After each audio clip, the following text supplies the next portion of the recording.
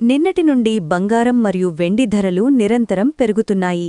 దీనికి ప్రధాన కారణం అమెరికా అధ్యక్షుడు డొనాల్డ్ ట్రంప్ చేస్తున్న ప్రక్రియలు మరియు ప్రకటనలు.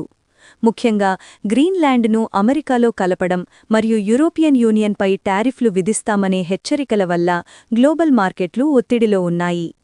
సెన్సెక్స్ 1065 పాయింట్లు నష్టపోయి 82,180 వద్ద ముగిసింది.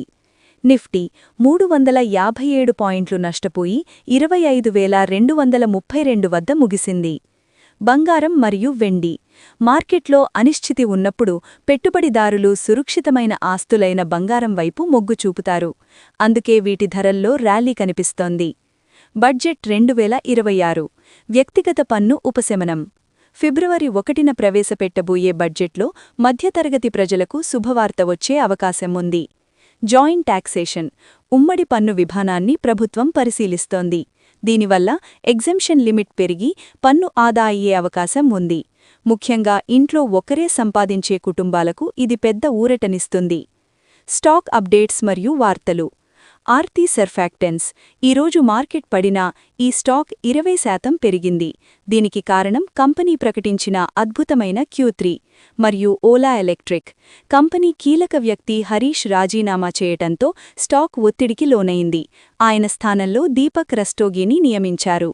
లోధా డెవలపర్స్ మహారాష్ట్రలో అదనంగా రూ.1,00,000 కోట్ల పెట్టుబడి పెట్టేందుకు MOU కుదుర్చుకుంది. అపోలో మైక్రోసిస్టమ్స్ హైదరాబాద్ హార్డ్వేర్ పార్కులో రూ.27.58 కోట్లతో భూమిని సేకరించింది. షాడో ఫ్యాక్స్ టెక్నాలజీస్ IPO ఈ IPO ఈరోజు ఓపెన్ అయింది. జనవరి 22 వరకు ఉంటుంది. ప్రైస్ బ్యాండ్ రూ.118 నుండి రూ.124 వరకు. కంపెనీ వివరాలు. ఇది ఒక third party logistics company. Flipkart, Meesho, Zepto వంటి కంపెనీలకు సేవలందిస్తుంది. రిస్క్ కంపెనీ ఇప్పుడిప్పుడే లాభాల్లోకి వస్తోంది. అలాగే దీని రెవెన్యూలో 75% కేవలం టాప్ 5 క్లయింట్ల నుండే వస్తోంది.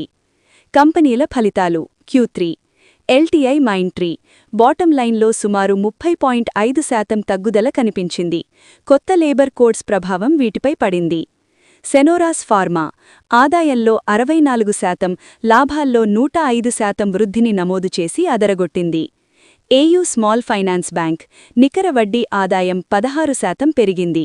ఆస్తుల నాణ్యత అంటే NPA తగ్గుదల బాగుంది.